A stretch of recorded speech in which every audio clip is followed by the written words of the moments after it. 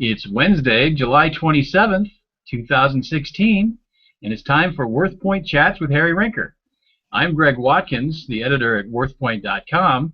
And Harry, it's good to see you. Last week we were threatened by I think we should thunderstorms.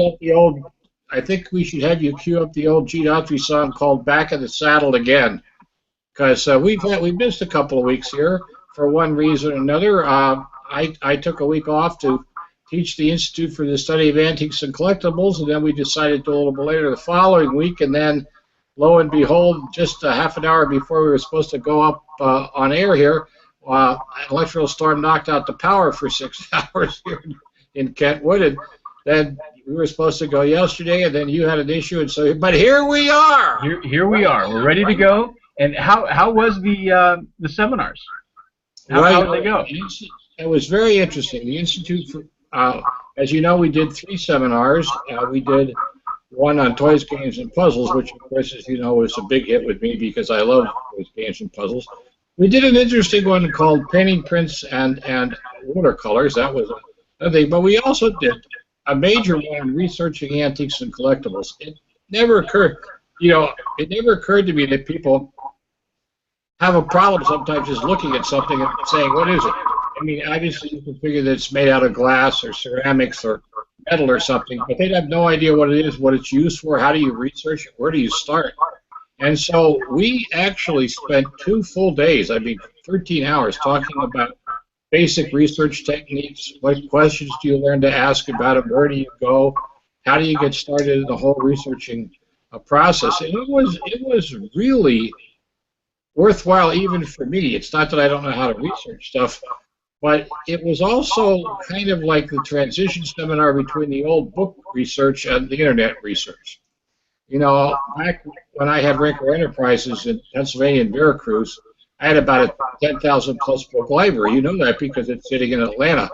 But the thing about it is that I would just walk out of my office into the library and start pawing through books on the shelf, and I would find probably 60–70% of the answers I was looking for. Well, I have to confess, today I'm still a book guy. You know, it's just one of those things. But on the other hand, it's the internet. It's all about the internet. But we had an interesting piece in the class. We encouraged our people to bring some stuff along, and somebody had a piece of what we thought was Roseville pottery. You know, Roseville from Roseville, Ohio, did some art lines and some of the rest of that stuff. Right. We go up to the internet sites, right? And you type in Roseville for an internet search site, and what you get is a list of pattern names. Well, heck, we didn't know what the pattern name was, so how did we know where to go? You'd have to click on every one until you found the blooming pattern, and then you hoped that form was in there. So you might get close, and you might think that's the pattern, but you can't confirm the form, the exact piece, the shape of the thing. We knew what the form was, a bowl. So, you know, we plugged away in that. We tried like heck on the internet for about 10–15 minutes, but fortunately, we had a copy of Sharon and Bob Huxford's book on Roseville, and we did what we did in the old days, sat there and thumbed through page 1, page 2, page 3, and you know, we started getting it out, and there was a lot of guessing. Oh, it had to be from the 20s, and I said, no, it's a later pattern from the late 30s or 40s. No, it's an early one.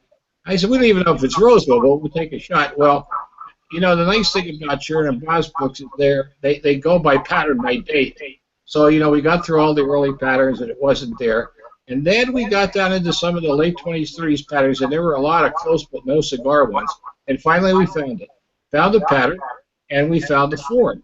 Now, you know, as much as I love the net, but, you know, if you went in to WorthPoint.com, Wikipedia, for example, and you would type in, say, a Roseville vase, I mean, you might as well sit back and wait for the explosion to occur, because there's just too many of them out there. Well, yeah, and if you don't have the actual date or the pattern name, it's quicker to flip through a book than to call up web pages.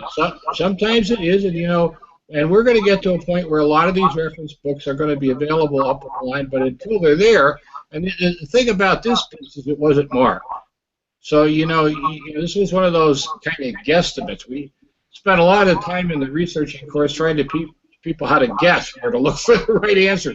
But you know, a lot of identification in our business starts with a guess, an educated guess. And that's why, you know, you tell people this is a cumulative knowledge game. The more you see, the more you're able to guess it, you know, in a decent fashion. But we found, but one of the things that happened at the Institute, which surprised me, is a lot of my students kept asking business questions. Now, when I had the old Institute for the Study of Antiques and Collectibles at Rinker Enterprise in Veracruz, Pennsylvania, at the old school building that I owned there, we did 3 basic business courses. And I decided when I resigned from the Institute, I would start focus only on object-related material, you know, not look at the business courses. Now I'm starting to rethink that. I'm thinking maybe we need to do that. We were looking at courses for next year, and we're thinking, well, I know I'm going to do Introduction to Jewelry. That one I know is going to be on there. And then getting a lot of pressure to do a course on mid-century modern. You know, but not just the furniture, but the full mid-century modern period, because that's what seems to be most standard out there. The final thing is I was going to do a course on prints, because what happened, prints, postcards, and photographs. Because what happened is we had the course called Painting, Watercolors, and Prints, but painting took almost the entire time. I mean, we had to short shrift prints a little bit, and I felt very guilty about that. But we were thought about that, but then somebody says, we want you to do a course called the 20 most important things you know to survive in the antiques and collectibles business. You know, to buy it, the 20 most important things you need to know to buy and sell in the antiques and collectibles business. We're giving a lot of thought about that, because throughout the courses at the Institute, what I do is parse out what I want to teach, depending on the course. The toy course is all about how do you condition grade and what's a scarcity, sale, scale, and desirability, but I don't do that in the other courses. And they said, you know, you got to pull some of this stuff out of one basic course, try to sell. So I don't know what's going to happen, except it was fun. It was challenging. We didn't have a large crowd this year, but we had people that wanted to learn. And, you know, this is one of the things where I try. Now you can put the guru thing up, actually. This is a situation. No. I'm about to get on my soapbox here. You know, I've had a very good life because of the anti-collectibles trade. It's treated me very well. In fact, the National Exporters Association convention was here in town last week, and I had dinner with Sandy Alba from Wonderful Auctions, and the business has treated him very well too.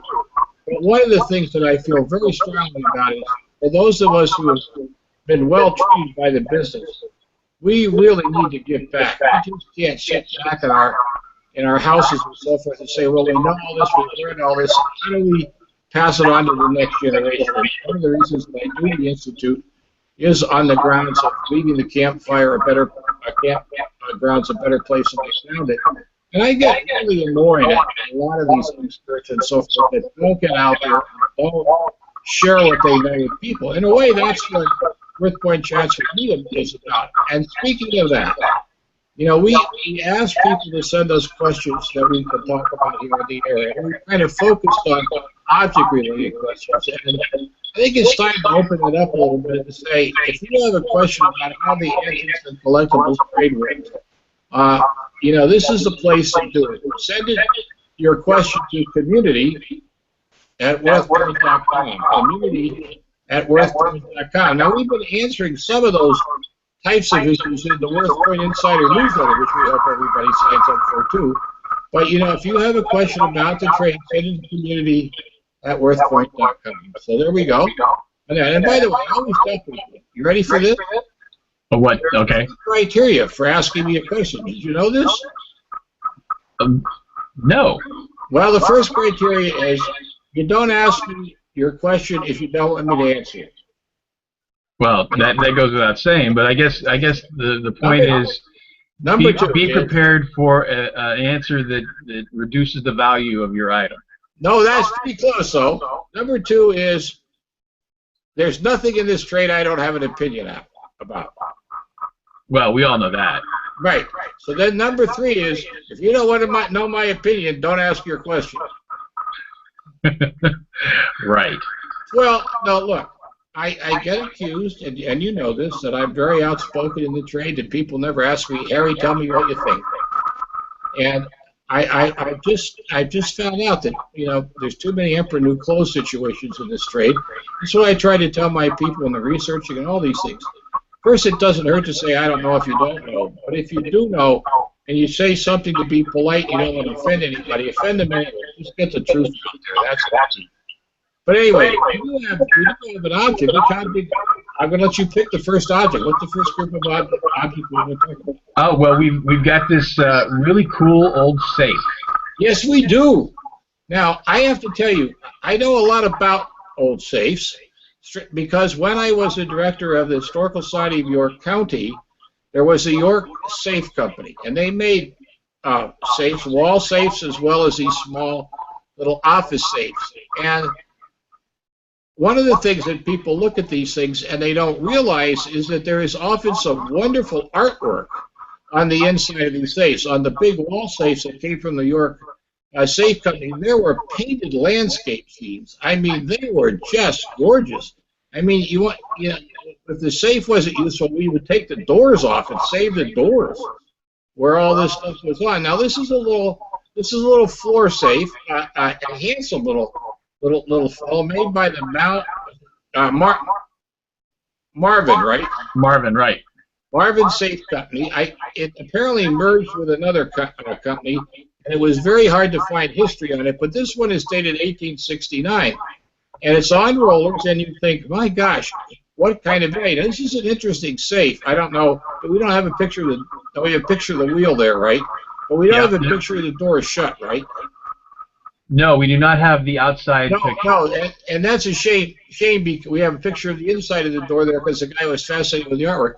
This is not a combination safe. This is a lock safe, a key safe. But when you go to check these out, and I know you did, and we'll talk about what you found at WorthPoint in a second, weren't you astonished by the value of some of this stuff? Yes, I was. What did you find on the Worthopedia? Well, the first thing that I find is when you put in Marvin safe, Marvin the Martian shows up quite a bit. Yes, and well, he should. Yes, but there are also combination locks and plates, base plates for the safes. But when you dig into it, you will find individual safes made by the what this one is called the Herring Hall Marvin Safe Company. So that's right, and that's the combination safe company later. But look at the price. Well, this one is $350. Yeah, even though another one here out the door and get rid of it. Here's another one, right? $480. This one sold in 2011, but this is the highest price, $1,300. Well, and this is one of the reasons you have to be real careful about this, because sometimes one price can distort something. You need a comparison price. But I believe you said you found the average price was about $300 to $450, right? That's right. With low end, when they were really beat up, would be $50 to $80. No, but the one we're looking at is in really good shape. I mean, it is. Yes. It could be used, and this is what I know from my field experience. When sold at auction, a safe like this will easily bring $300 to $400, maybe more. On this, because somebody will buy it and use it. I mean, it's not lightweight, that's for sure. Yeah, you can get it out of a house with a lot of effort, or into a house with a lot of effort. But, we always talk about cheaper than new, right? I didn't have you do this. But, it would be fun. But I did think actually a little bit at this myself. Normally, if you say cheaper than new, somebody says to me, well, what should I value it if they want to use it as a safe? And I say, well, go out and see what a new one would cost and cut the price in half, right? Right. But you could buy new ones for $500 to $800.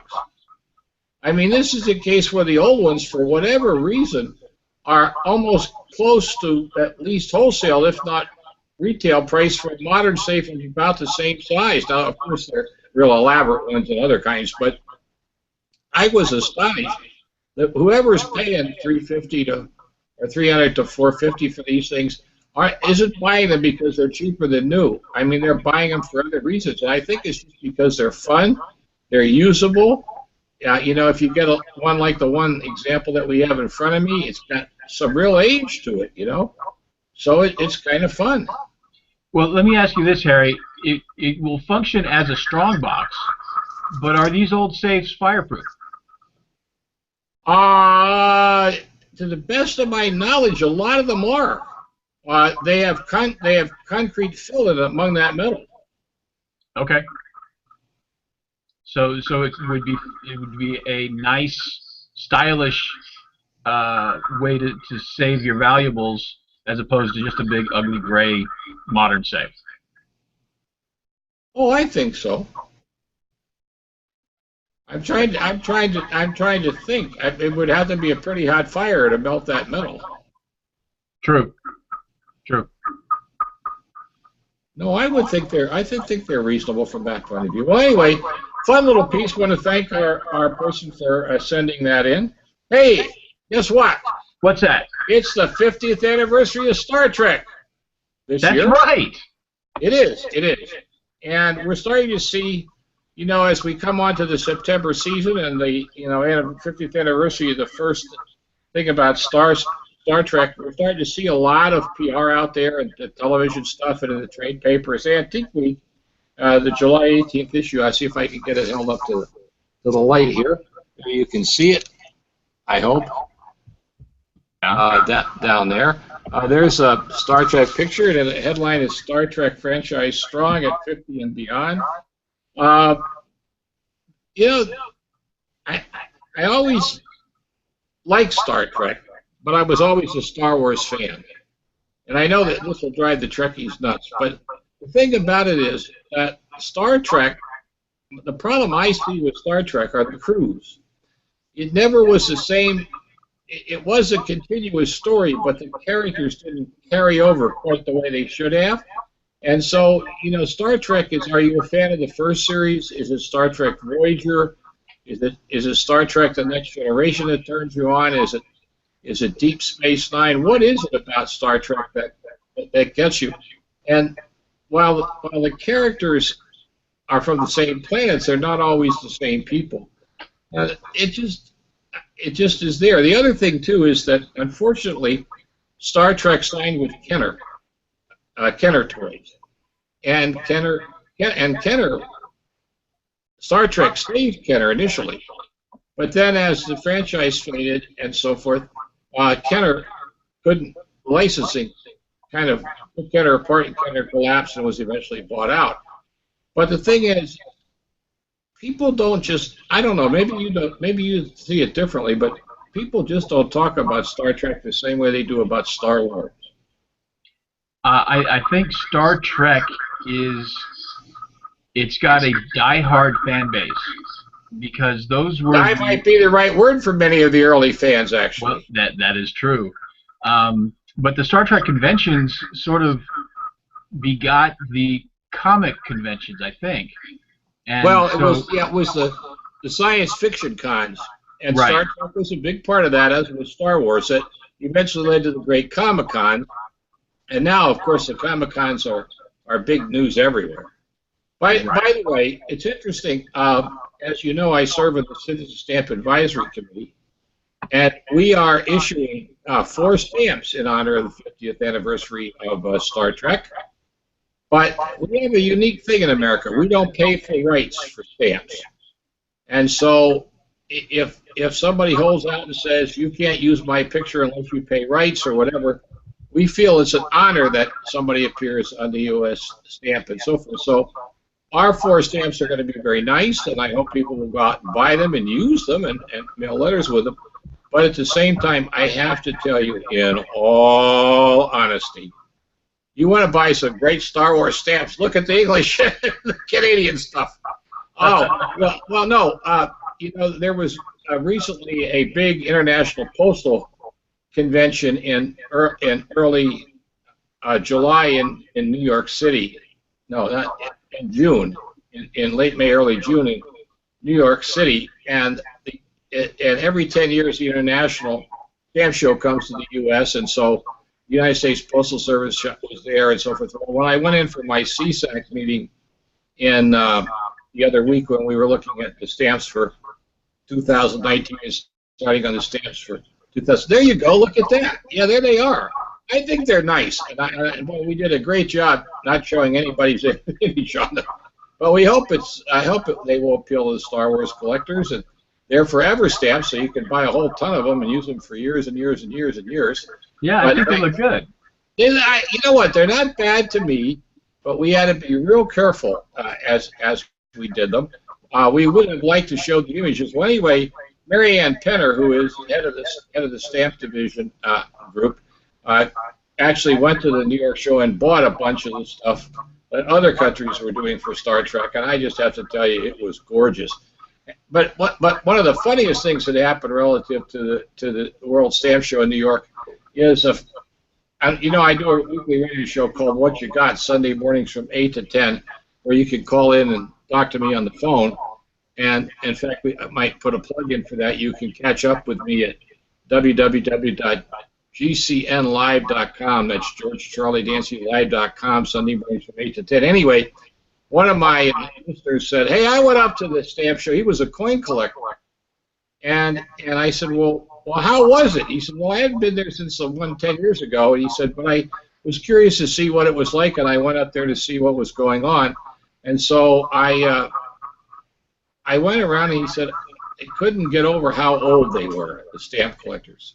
He said, we have a joke at coin shows. I said, you have to tell me a coin show joke. How many jokes do we hear about the antiques and collectibles trade, right? I can't think of too many. Not too many. No, not too many. That's right. So what happened is he calls me, he says, we have a joke. He says, a guy goes to a coin show, and he comes into the room where the coin show is taking place, and he goes up to the guy and he says, I'm looking, my buddy Fred Hokenstein. And the guy says, well, can you describe him? Well, he says he's an older person, has kind of gray hair, he's kind of chubby, a little on the short side, has a beer belly. I'm sure there can't be too many like him. And the guy says, you're talking about 98% of the people at the show. And this is what happens. I mean, the average age of the philatelic collector is over 60 now. And there's just no young people coming into these professions. And it is sad to see it in a way, because they work very hard at the stamp shows and so forth to try to do things to encourage young people and whatever. But they have a table there where you can buy stamps. But there's another table usually at these shows where you can bring in stamps the family saved, the old stamp albums and stuff. Right. That table is always full. But most of the people go away disappointed. They come in with shopping carts full of stamps and get told, okay, have a fire. But, I mean, it's really sad. But anyway, the foreign countries that don't have the same things, and the Canadians, for example, will pay rights to stuff. And so as a result of all that, my gosh almighty, they're making a small fortune. Well, before we go looking at another set of objects here, and I do want to get to them in this thing, we got a couple of exciting things going on at WorthPoint at the moment. Yes, that's true. Let me find the page here. Well, Will's been real insightful. He's the president of WorthPoint. So we're working very hard on doing an offering. I forget what do they call the funding technique he's using? Crowdfunding. Yeah, crowdfunding, right? Yeah, and they are working very hard to get all the details wrapped up. They've got to go through a lot of financial statements and all these regulations before we can go through and make the actual offer, but it will be coming up soon. And if you have subscribed to WorthPoint at any time in the past, if you're a newsletter subscriber, you will be getting an email notice about it. And then there will also, news about it will also be on the website. So if you like WorthPoint and you think it's a valuable tool for your business or hobby, you can get a piece of it. Yes, and you can, but they're also, they had a contest. I think it was to go to Lily, France, to the flea market. Somebody won that, right? Yes, Jonathan from Oregon won that, and he'll be going to France next month with Will Seipel, our CEO, and they will be attending the big flea market there, which is billed as the biggest flea market in Europe. So they'll get to go on a little shopping spree, and I'm sure Will pick up items and know the history and value of most, well, not everything, but he knows a lot. So Jonathan will get a one-on-one education in thrifting flea markets. Meanwhile, back at the ranch, we have another contest. We do indeed. It's happening now. Let me put that screenshot up. This time, we're going to Mexico City. And the way to sign up for this is to go to the WorthPoint Facebook page and fill in your information. And the trip is October 14th to 17th of this year. So it's going to happen pretty quick. And as you can see up at the top, there are 40 days left to register, and you can register as many times as you'd like.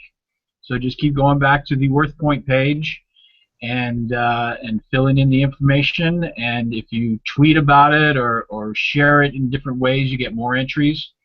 So if you would like to go to Mexico and go through some flea markets and antique shops down there with Will, this is your chance. All right, well, that's great, and WorthPoint.com, and don't forget to check out all the other features they have. Meanwhile, we have a question that came in from one of our WorthPoint Chats with Harry Rinker viewers, and let's get that up there. This is a woman that had a bunch of, I think, about 200 cabinet cards, if I remember correctly. That's right. And she sent some images in, which for want of a better term, we refer to as dead relatives. I mean, really. Now, here's the deal. When you go through your family albums, if you have pictures of your great-grandparents or great-great-grandparents and you don't like the way they look, go out and get some of these cards and switch them out. Your relatives will never know. You should be descended from great-looking people. But anyway, these cards are collected first primarily because the photographer may be of some importance. If the photographer, say, is from Philadelphia or even a small town, somebody from that area might want it. But these are just generic family photos staged, and that one looks like the one may say York, PA, right, in there. And almost never do they have the name of the person written on the back or anything like that. And so as a result, it's almost impossible to remember who they are. I mean, I have hundreds of these in my own family albums that are family related, and I can't identify any of them. But on the other hand, what makes cabinet cards valuable, if, for example, one of these women was wearing jewelry, and you could identify the pin, and then you can tell from the hairstyle and the dress what that date is, that's a big help. If they were holding a pet or an animal, that's a big help. If they are a military person, that adds value. If they have a shop owner in there, that adds value. If they're some famous person like opera singers and so forth, because they often sold cabinet cards at performances at this time, that's a big help. But if they're nondescript relatives, then what you're looking at is 25 to 50 cents a card if you're lucky. But if they are relatives and you're trying to help pinpoint them down, the hairstyle and clothing is a good way to do it. And there is a wonderful book out there. It's by Gary Clark. You go to the website www.phototree.com and here it is. It's 19th century card photos quick guide, a step-by-step guide to identify and dating card visite and cabinet cards. But what's value about this, and we're going to try to do a little bit of hold up to the light again thing here, so just bear with me while I locate the pages again. This one provides hairstyles of women periods, and it's a wonderful source. Here, for example, women's hairs from the 1860s and 1870s. And if you look in here, you can see all the different hairstyles by year date, where he's been able to year date the card. Here's another page from a decade earlier. Well, not only does this book have in these hairstyles, but it also has in here dress styles, sizes. I mean, it's a magnificent book. It's sold directly by Clark from his website. So it's www.phototree, Phototree, phototree.com. And there's a number of other books in the series, too, on Victorian dress and other things, but this is the one that I found most helpful. So, unfortunately for our listener, she doesn't have very much value on those things unless she can identify the relatives or there's something unusual in the photograph. But don't get discouraged. Oftentimes, in the back of Card of Deceits is where you find the cards of generals and presidents and movies, opera stars and stage stars. So, double check the back. Don't just get hung up on the front. Well, anyway, there we go. Boy, hey, we're done. Yeah, that was a quick 30 minutes, and your power stayed on, so everything is good. Yes, it did. And don't forget to send us a question if you have about the trade or about an object to community at WorthPoint.com. Now, look, we have to be honest, Greg, about questions about objects. We did get one in this the other week without a photograph.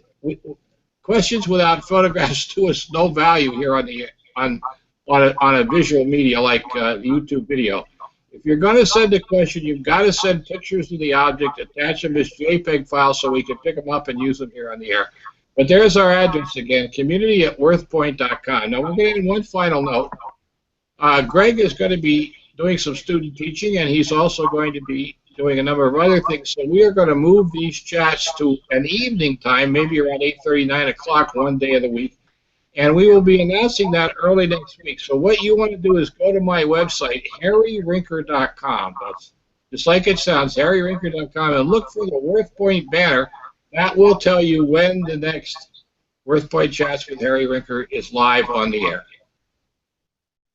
Right. So as soon as I get my schedule and I find out when I have my night classes and which nights I have free, we'll be able to establish a night and a time, and we'll take this this discussion to prime time. How about that? Hey, how about that? All right. Well, I guess until then, Harry, we'll see you next week sometime. Some evening next week. Right. All right, Harry. Goodbye. Goodbye.